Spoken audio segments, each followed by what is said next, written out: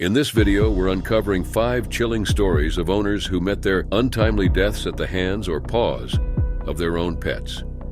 From seemingly loyal companions to sudden fatal attacks, these unsettling cases will make you question the true nature of the bonds between humans and their pets. Join us and prepare to explore the darker side of pet ownership.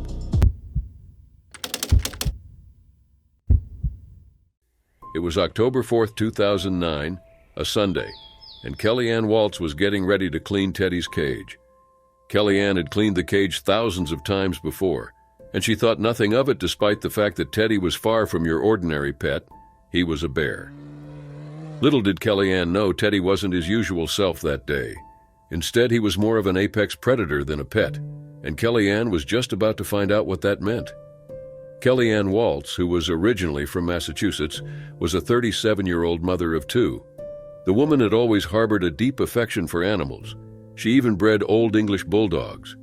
After moving to Ross Township, Pennsylvania with her husband Michael Waltz, she became a trusted and important member of the community. She was a quiet and caring woman, well known and respected in her community. But the Waltz family weren't like their peers. They had a special interest that differentiated them. As such, when they moved to Ross Township, they acquired an 8-acre property on Dogwood. It was the area's natural beauty that first caught their attention because they knew the place would suit their needs. When they moved, the Waltzes brought their pets along, a variety of exotic animals.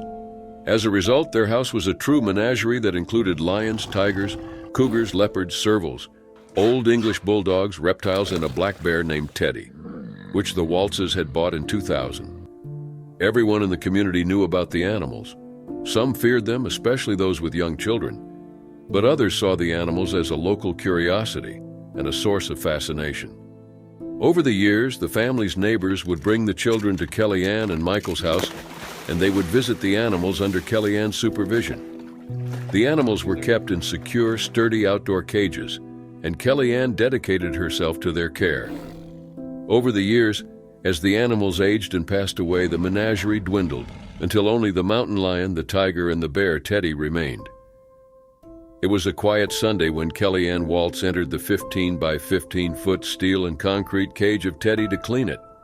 Teddy was a 350-pound bear, a creature that some would argue needed to be free. Before entering the cage, Kellyanne attempted to distract the bear by throwing dog food to one side of the enclosure. This was her usual trick, and it worked every time like a charm. Except this time it didn't. Something went tragically wrong. Teddy, frustrated and possibly influenced by the onset of hibernation instincts, turned on Kellyanne and attacked her. Kellyanne's young children saw the whole thing. Terrified, they ran to their neighbor Scott Castone's house for help. Scott, who was a school teacher, initially thought Kellyanne was being attacked by a wild bear. But then, when he realized it was Teddy, Scott rushed to the Waltz property with his .357 caliber handgun. He found Teddy on top of Kellyanne, who seemed unconscious. When Teddy noticed Scott, he began moving toward the man. Scott couldn't take any chances. He was a father and he valued his life. As such, he shot the bear in the head, killing it instantly. Scott then rushed to Kellyanne's side. She was unconscious and badly hurt. He called 911, but nothing could be done for Kellyanne. She was declared dead at the scene. The incident has left the community in shock, transforming what was once a place of wonder into one of mourning. After the incident, it was revealed that Michael Waltz's permits for keeping, selling, and displaying exotic animals had expired in June 2008, more than a year before the incident. However, the lapse was considered a minor violation and did not warrant the removal of the animals. Inspections in 2007 had not revealed any issues, and the cages were deemed secure. Kellyanne Waltz's funeral service, held at New Covenant World Outreach Church, drew a large crowd of mourners, reflecting the profound impact she had on those around her. Friends and neighbors remembered her as a devoted mother, a passionate animal lover, and a cherished member of the community. Tim Conway from the Pennsylvania Game Commission criticized the decision to enter the cage with a wild animal, emphasizing that such animals are not domesticated and can be unpredictable. It was March 5, 2019, in the quiet village of Zdekov, located in eastern Czech Republic. Michael Prysek, a 34-year-old local resident, entered his pet lion's enclosure for unknown reasons. But he never made it out of the cage, at least not alive, marking a grim end to his hobby of breeding dangerous predators in his backyard. But what happened? Michal Prasek was well known in his village for his unconventional choice of pets. It's safe to say that his passion made him unpopular. Locals feared his animals, but Michal was hell-bent on having his way and keeping his beloved exotic pets, a lion and a lioness. He had purchased the male lion 3 years prior from Slovakia. The lioness was acquired 2 years after that, in 2018. Michal kept these lions in homemade cages on his property, apparently for breeding purposes. Despite numerous complaints from concerned neighbors and fines from local authorities for lacking the necessary permits and building permissions, Michal continued to keep and breed these dangerous animals. To top things off, he would often take the lions out on walks in his neighborhood. As such, incidents involving the lions were not uncommon. In June 2018, the community was further enraged when a cyclist collided with Prasek's lioness while he was taking her for a walk on a leash. The cyclist was injured and required hospital treatment. But the incident was classified as a traffic accident after police intervention. It didn't matter to Michal that his whole community wanted him to give up his pets, and there was little that authorities could do about the matter. They had previously fined Prasek for illegal breeding and constructing enclosures without proper permits, but their efforts to remove the animals legally were hampered by a lack of alternative facilities for the lions and the absence of evidence suggesting animal cruelty. As such, the situation was at a stalemate because Michal refused access to his property and the authorities were unable to take further action under existing laws. But it all changed on a fateful Tuesday morning. The maintenance of lions in captivity, especially in non-professional settings, is a huge risk, something Michal learned in the worst possible way. It was about 7 a.m. when Michal Prasek's father discovered his son's lifeless body inside the male lion's cage. But what happened? It appeared that the cage was locked from the inside. This meant that 34-year-old Michal had voluntarily entered and then found himself trapped. Michal's father alerted the authorities. When the police arrived, however, they were faced with a serious matter.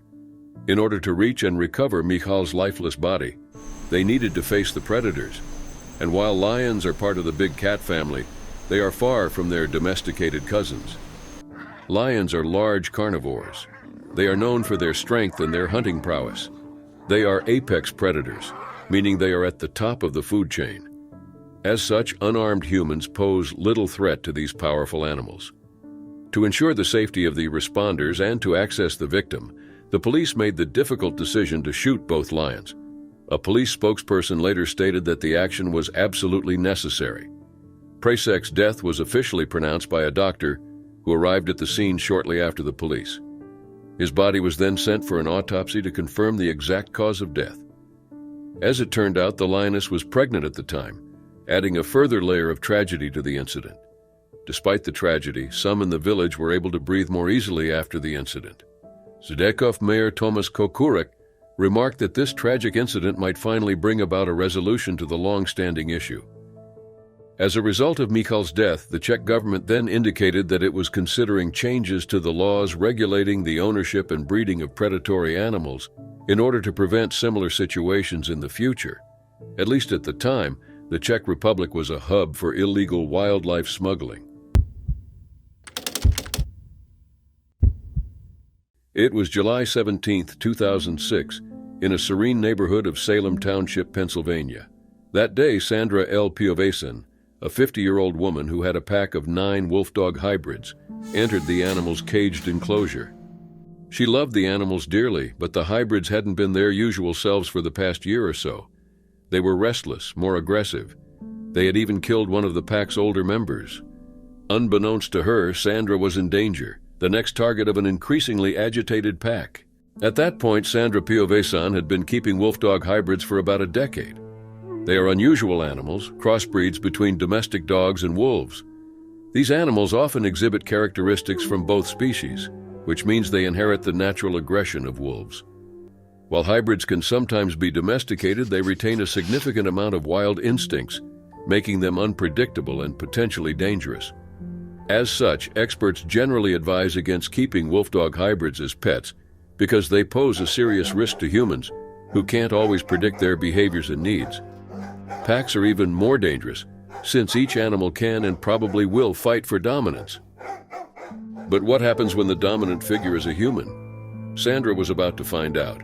The woman housed these hybrids in a large caged enclosure in her backyard, providing them with various toys and play structures, including a replica igloo, balls, and a plastic playhouse. The animals, some weighing between 70 to 100 pounds and aged 7 to 8 years, had never been spayed or neutered, leading to several litters of puppies over the years. Despite previous warnings from humane officers, Piovesan continued to keep and breed the hybrids, seemingly unaware of the impending danger.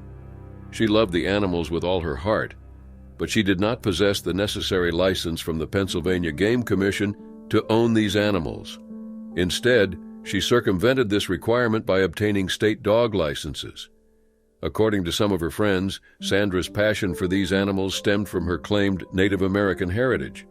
But not everybody loved these animals the way she did.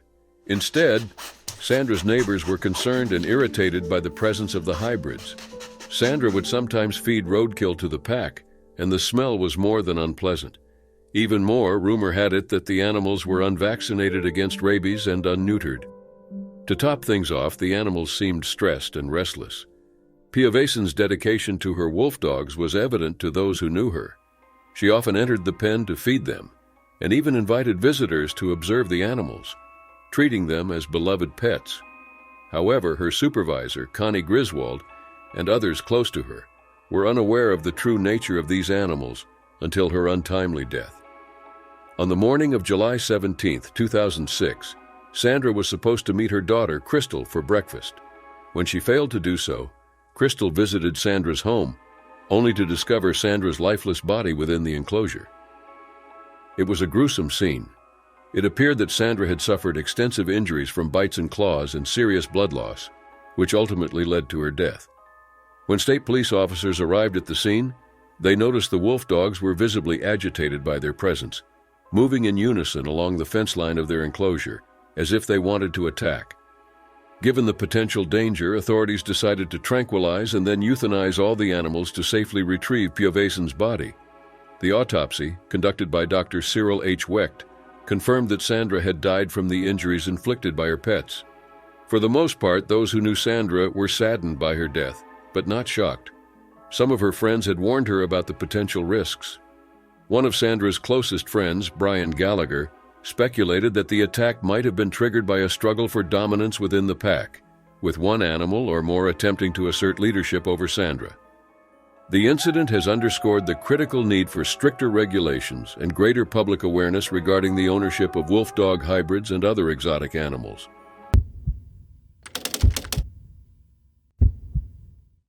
On August 25, 2017, 31-year-old snake enthusiast Dan Brandon was in his bedroom in his Church Crookham, Hampshire home.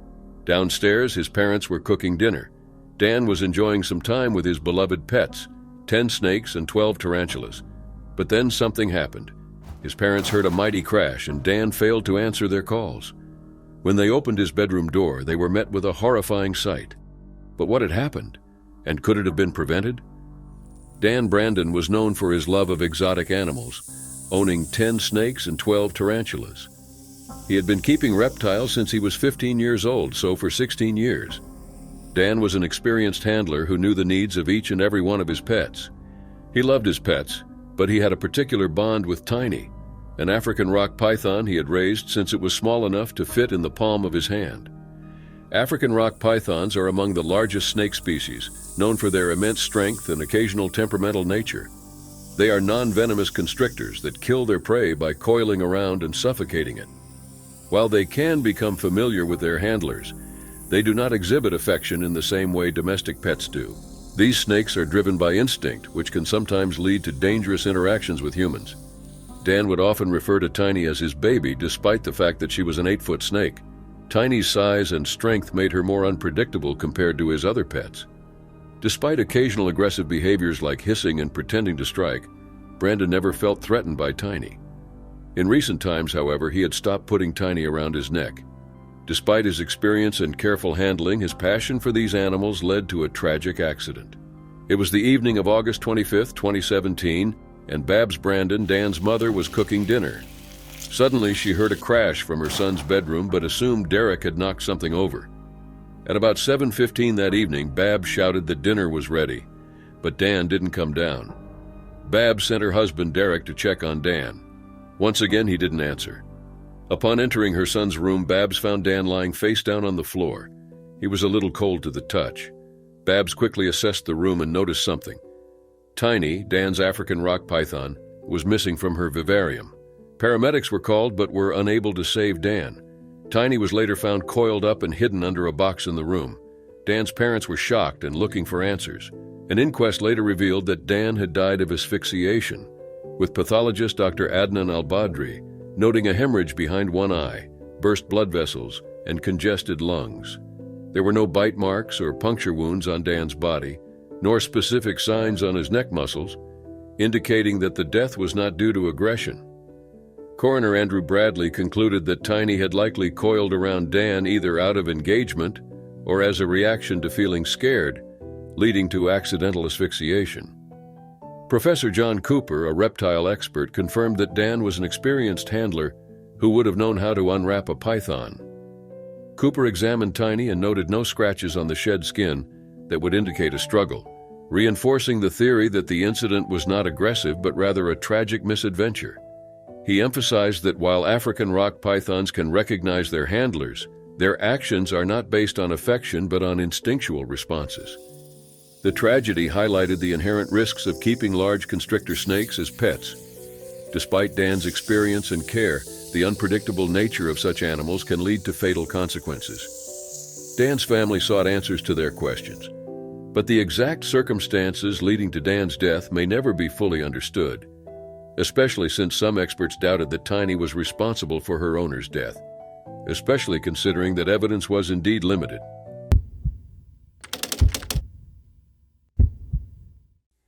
On September 26, 2012, Terry Vance Garner, a 69-year-old farmer from Oregon, went out to feed his many hogs, something he did multiple times a day. This time around, though, Terry failed to return home. When his family went looking for him, they were met with a gruesome sight, right in the middle of the animals. Terry Vance Garner was a well-known figure in his community, described by his older brother Michael as a good-hearted guy. Terry was a Vietnam War veteran. His time during the war left him with deep psychological scars. Terry suffered from post-traumatic stress disorder. He found solace in his farm and his animals, which were like a therapeutic sanctuary for him. Overall, the animals and the farm were his life, providing him with a sense of purpose and peace.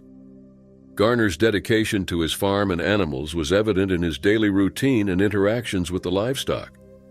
Despite an incident where a hog had bitten him after he accidentally stepped on a piglet, Garner chose to spare the animal, proving his compassionate nature. Domestic hogs are not as aggressive as their feral counterparts, but they too can pose significant dangers under certain circumstances. They have powerful jaws with strong teeth and are omnivorous, which means they can and will eat meat.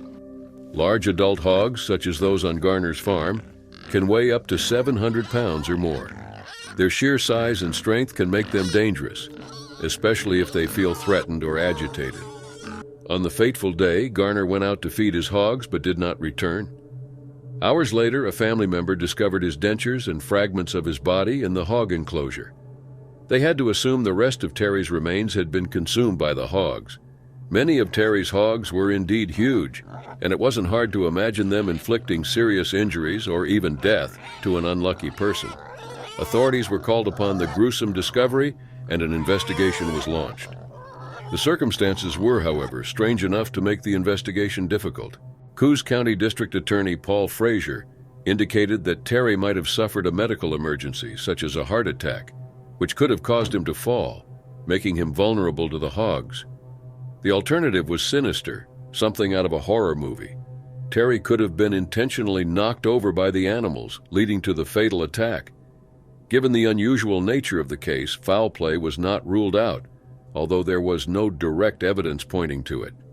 A pathologist was unable to determine the precise cause or manner of death, prompting further analysis by a forensic anthropologist at the University of Oregon. But there was a lack of definitive answers. As such, Terry's family had to deal not only with the man's death, but also with the possibility that they would never find out what really happened.